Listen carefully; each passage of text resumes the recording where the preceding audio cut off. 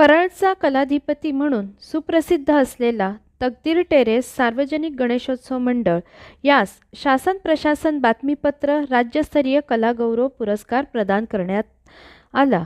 आपल्या समाजोपयोगी उपक्रमासाठी सुप्रसिद्ध असलेले हे मंडळ वर्षभर सामाजिक उपक्रम राबवित असते. पर्यावरणपूरक तसेच सामाजिक संदेश देणारे हे मुंबईतील कलाधिपती गणेश या नावाने सुपरिचित आहे.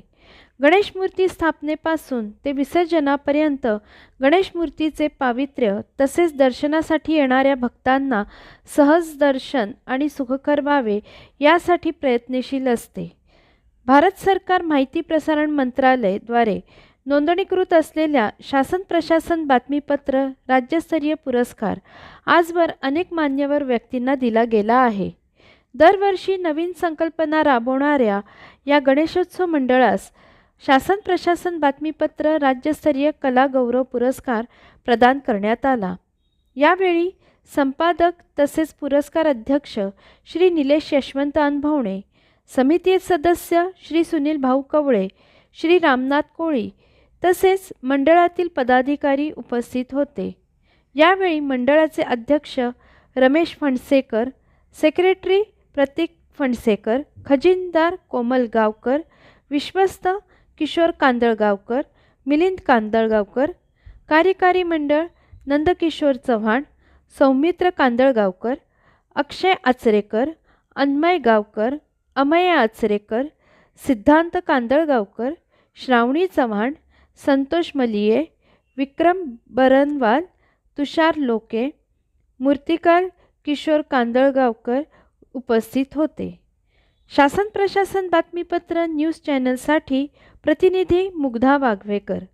शासन प्रशासन बातमीपत्र न्यूज चॅनलला लाईक, शेअर आणि सबस्क्राईब करा आणि बेल आयकॉन दाबायला विसरू नका. धन्यवाद. स्टॅच्यू आर्टिस्ट नमस्कार. परळचा कलाधिपती म्हणजे तकदीर टेरेस सार्वजनिक गणेशोत्सव मंडळ आम्ही आपल्या आधी सहर्ष स्वागत करत आहोत. आमच्या मंडळाचे हे 77वे वर्ष आहे आणि हे आमचे मूर्तिकार किशोर कांदळगावकर. मूर्तिकार म्हणण्यापेक्षा हे आमच्या मंडळाचे सदस्य म्हणजे बिल्डिंगचेच रहिवासी आहेत. इकडचा गणेशोत्सव जो होतो तो बिल्डिंगचे रहिवासी आणि इतर आमचे जे मित्रमंडळ आहेत त्यांच्या सहयोगानेच होतो. इव्हन आमचं जे काही सजावट असते, मूर्ती असते, ही आम्ही स्वतः इथे घडवतो. 1990 पासून आम्ही असा उपक्रम सरांच्या मार्गदर्शनाखाली राबवतोय की जास्तीत जास्त गणेशोत्सव हा पर्यावरणपूरक आणि समाज प्रबोधन कसं होईल याचा आमच्याकडे आमच्या मंडळाचा कल असतो. 1990 साली सरांनी शंकर शिंपल्यापासून मूर्ती बनवली.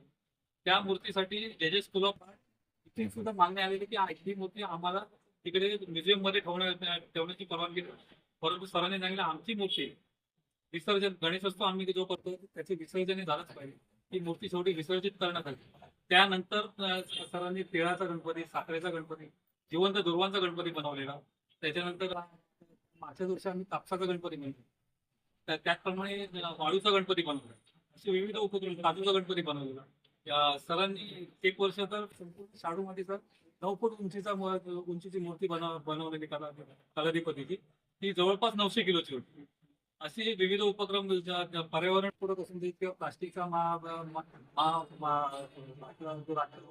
प्लास्टिकचा जो विळखा पडला आहे त्याचं प्रबोधन असून दे, इतर प्रबोधन असून दे, असे विविध गणपती आम्ही बनवले. त्याच अनुषंगाने यावर्षी आम्ही रांगोळीचा गणपती बनवलो. रांगोळीचा गणपती यासाठी की रांगोळी म्हटल्यावर कुठचाही धार्मिक सण असला तर आपलं एक धर्मामध्ये एकतर एक घरात गणपती असतो आणि दारात रांगोळी असते. तर म्हणजे एकतर रांगोळी हे सुद्धा मांगल्याचे प्रतीक आहे, गणेश हे सुद्धा मांगल्याचं प्रतीक आहे.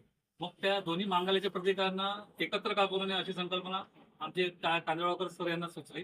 त्याप्रमाणे त्यांनी मार्गदर्शन केले, त्यांनी कल्पना सुचवली. आम्ही सगळ्यांनी तो संकल्प केला की यावर्षी रांगोळीचा गणपती करायचा. त्या याने रांगोळीचा गणपती आम्ही साकार केला. त्याला भरपूर यश देखील मिळालं. रांगोळीच्या गणपतीला आम्हाला आज शासन प्रशासन या प्रसिद्ध वृत्तवाहिनी आणि न्यूजपेपरचा आम्हाला राज्यस्तरीय लोकगौरव पुरस्कार मिळाला आहे. त्याबद्दल आम्ही अनुभवणे साहेबांचे आभार व्यक्त करतो. मूर्तिकार आमचे किशोर कांदळकर आहेत, त्याचप्रमाणे सेक्रेटरी कृतिक फणशेकर आहेत, अध्यक्ष आमचे रमेश फणशेकर आहेत आणि इतर आमचे कार्यकर्ते यांचेच चिरंजीव सौमित्र कांदळकर आणि अक्षय आचरेकर या दोघांनी मिळून यावर्षीची मूर्ती घडवली आहे. मार्गदर्शन सरांचं होतं. हनुमान सर, कोळी सर आणि आपले सर यांनी यावर्षीच्या आमच्या गणपतीस पुरस्कार देऊन आमचा मान सन्मान वाढवला आहे आणि आमचा म्हणजे हुरूप अजून वाढवलाय. पुढच्या वर्षी सर यापेक्षा नक्की काहीतरी आणखी चांगलं करून तुम्हाला पुन्हा या गणेशोत्सव मंडळास पुरस्कार देण्यास भाग पडेल हे आम्ही वचन देतो. वाळूची मूर्ती होती का ते वैशिष्ट्य काय होतं सिंधुदुर्ग किल्ला होता आपला. सिंधुदुर्ग किल्ल्यामध्ये एक राणीची वेळ म्हणून ते ती एक वेगळ्या प्रकारची वाळू होती. वाळूतला पण काही का नाही सतत मध्ये श्रेणी वाढवून त्यांनी 50 कोटी बांधून काढली. तिथे काही गणपती ठेवाय ते गणपती एवढा डेअरची लागतात जगामध्ये तुम्ही माहीत मध्ये शेवटी वाळ प्रकाश ती वाळू शकतो. जेव्हा आम्ही जो दुर्वाचा गणपती बांधतो खूप विचार करून केला, कारण काय केला मुलांची छोटी मूर्ती आहे दुर्वाची दुर्वानी ती वाढवत मग त्याच्या मूर्ती केली त्याच्याकडे शेण घर लाल माती जर असं करून त्याला आणखी 5 फुटाची ती मूर्ती तयार झाली. दर दिवशी न चुकता मी ती मालवणला तर तुला तरी शाळेने पडत होत्या त्याच्यापासून दुर्वा आहे ना ते पटकन वाढायचं दुर्वाची ते घट्ट औषध होते त्याने आम्ही कटिंग करायला ते व्यवस्थित लागली त्याची होळी होती आणि किती खर्च ते खाली मग ते आम्ही कटिंग करून घडवलं ते बालवानी विचार आहे.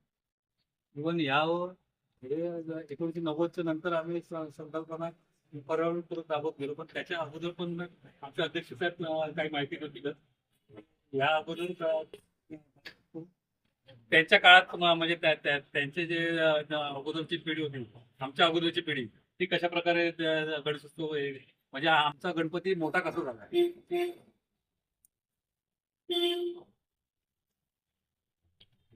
नमस्कार. आम्ही आणि आमचे कलाकार मध्ये बिल्डिंग मध्ये सगळे मुलं आणि असे सगळे पहिला साठीत बसून कांदळगावकर बहुतेक वेळा ती मूर्ती आहे मालवणवरून आणायची. त्याचा डेकोरेशन वगैरे सगळं हे आमचे जे आता लहान मुलं म्हणजे आता त्याला हे झाले ते लोक टाकून आम्ही बाहेर कोणाचाही कुठल्याही कलाकाराचा करून घेतला नाही. नंतर तिथे चव्हाण हे स्वतः सगळं डेकोरेशन पाहत होते आणि त्याला मदत करणारी आमची मंडळी बसलेली आहे. आम्ही कुठल्याही बाहेर लोकांचा काय नाही. आम्ही असे मुद्दे बनवले की काजूचा गणपती तो मालवणवरनच बनवून आणलेला, साखरेचा गणपती आणि त्यांनी सांगितल्याप्रमाणे दुर्वाचा गणपती आम्हाला एक वर्षी म्हणजे असं वाटलं नाही, त्या कलाकाराच वाटलं नाही. मग आम्ही जिद्द पकडली, तो मूर्ती आम्ही छोटी त्यांनी मूर्ती जी केली ती आम्ही तशीच ठेवून दुसरा गणपती आणला आणि दुसऱ्या वर्षी त्यांनी स्वतःहून आपली म्हणजे काय ती जिद्द जी करायची होती ती त्यांनी पूर्ण केली आणि मोठी केली. आणि त्याच्यावर पण आम्हाला एवढी मेहनत घ्यावी लागली की गणपती जर 11 दिवस इथे ठेवायचा होता तर 11 दिवस ते त्याला पाणी शिंपडणे वगैरे कधी जिवंत होती. जसं तो जेव्हा वाढत होता तसा तो आम्हाला प्रतिबंध करावा लागत होता आणि तशी ते मूर्ती आमची ती आमची फेमस झाली. जसं वाळूचा गणपती तो पण आम्ही मालवणवरच आणलेला आणि त्याची पण आमच्याकडे स्टारची मुलाखत पण आमच्याकडे इथे झालेली, ती स्वतः मीच मुलाखत दिलेली होती. आणि असे बरेच काही चंद्राचा गणपती आमचा पहिला सिल्वर जयंती दिवशी जेव्हा तब्येत सिल्वर जयंती होता तो आमच्याकडे आता ते दिवंगत आहेत दिगंबर न ही त्यांनी त्यावेळी मूर्ती साकारलेली आणि चंद्राची मूर्ती त्यांनी ती अशी वर म्हणजे अंतर ठेवलेली ना ते लोकांवर प्रश्न पडलेला त्या मूर्ती गणपती ठेवलाय कसं. बरेच मंडळ आमच्याकडे जाऊन बघून जायचं अशा तऱ्हेने आमचे गणपती त्यावेळेस जी सिल्वर जिल्ह्याला जे फेमस झाला तिथून आमचा गणपती सगळ्या दृष्टीने फेमस होत गेला. तसंच आता यावेळी आम्ही पण अशी रचना या लोकांनी सांगितलेली जो रांगोळीचं आम्हाला काय दाखवायचं आज जी चाळ होती, चाळ नावाची पहिली आपल्याकडे जी संस्कृती होती ती आता पूर्ण बिघडली गेलेली आहे. म्हणून आम्ही डेकोरेशन पण करताना त्याचे दरवाजे पण आम्ही उभे दाखवले का त्यावेळी सगळ्यांचे दरवाजे उघडे असायचे आणि आज ते टॉवर दिवस उघडत आहेत. तो कोणाचा मेळ नाही काय नाही हे आम्ही दाखवण्याचा प्रयत्न केला आणि जशी ते भाविक येत होते त्यांना पण ते पटलं. काय खरोखरच ह्याचं हे म्हणजे आणि ते लोक पण आम्हाला स्वतः सांगतात की तुमच्याकडे नेहमी कशाला काही ना काही वेगळ्याच स्वरूपाचं असते आणि भाविक पण आपल्याला चाळ बघून त्यांना पण म्हणजे त्यांचा भूतकाळ आठवत होता. ही चाळ बघून त्यांना जे चाळीमध्ये राहत होते त्यांचे दिवस आठवत होते. आणि खरोखर एवढे खुश झाले यावर्षी बघून. एक रांगोळीची मूर्ती होतीच आमच्या इथं, तुमचं आकर्षण रांगोळीची मूर्ती होतीच सेंटर पॉईंट.